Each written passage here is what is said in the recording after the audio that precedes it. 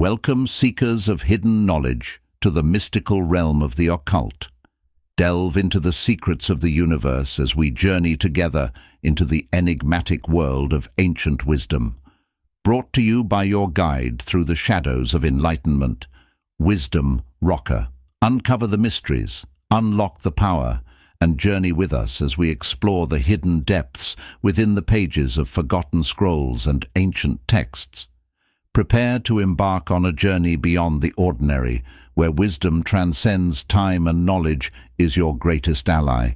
Welcome to Wisdom Rocker. Prepare to awaken your inner sage. In this video, we will be uncovering the wisdom within the chapters of The History of Magic, including a clear and precise exposition of its procedure, its rites, and its mysteries. By Eliphas Levi.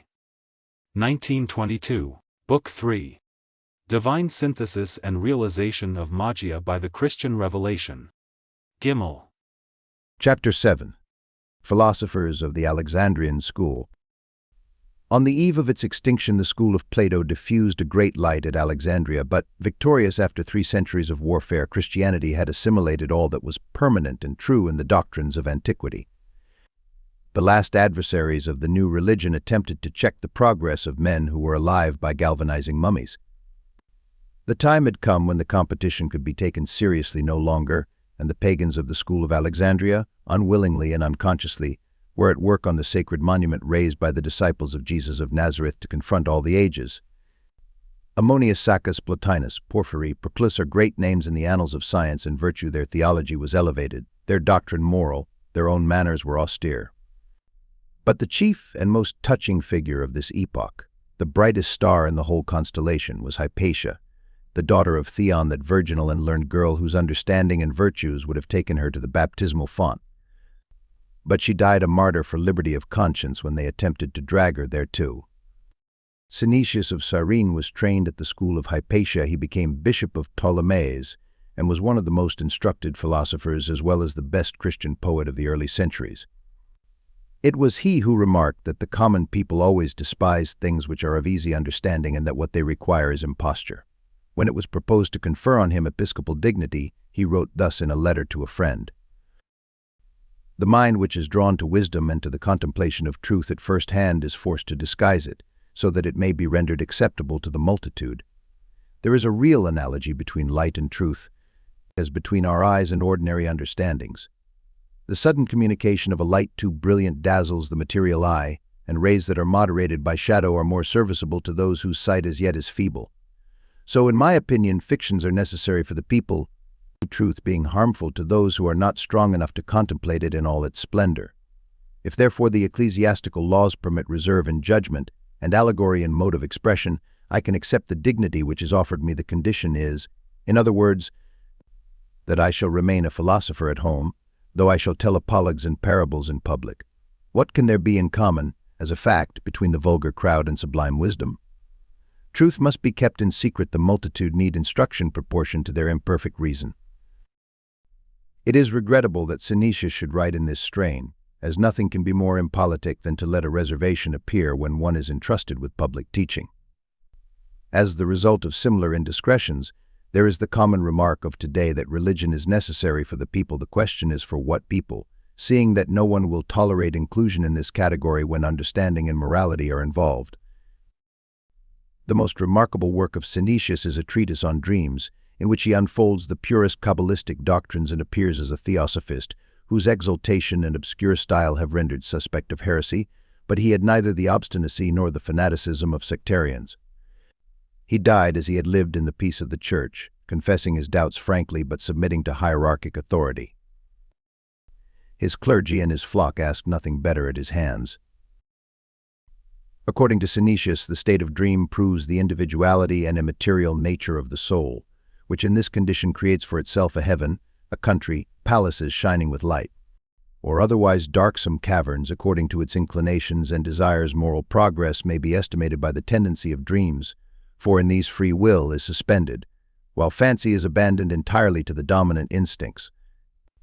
Images are produced in consequence as a reflection or shadow of thought.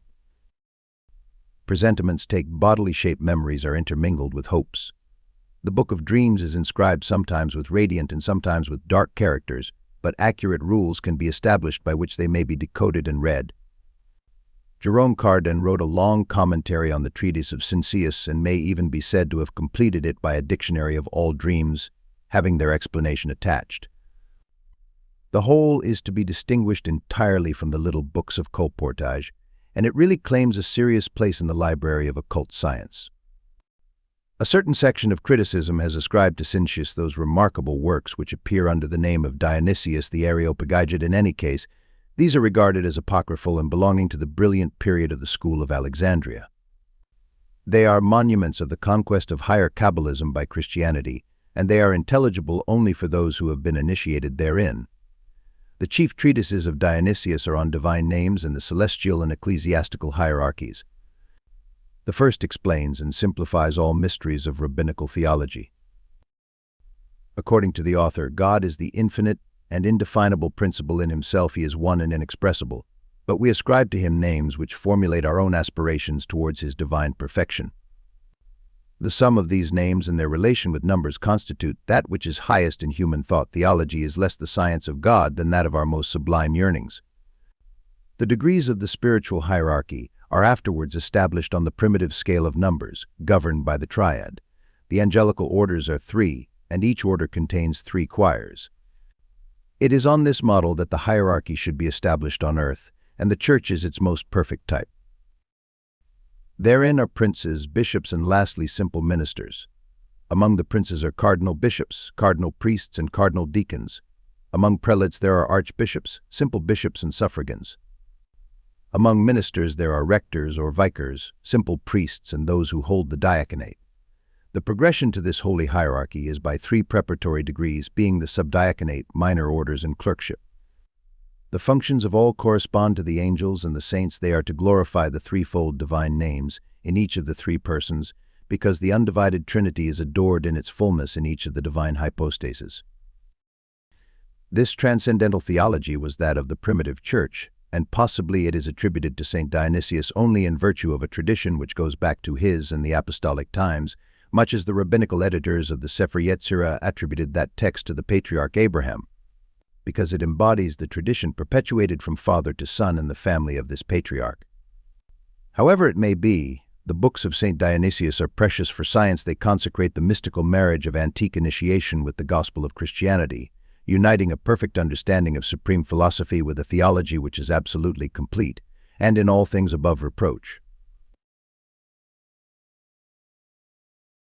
Thanks for watching the Wisdom Rocker. Don't forget to like, comment, and share.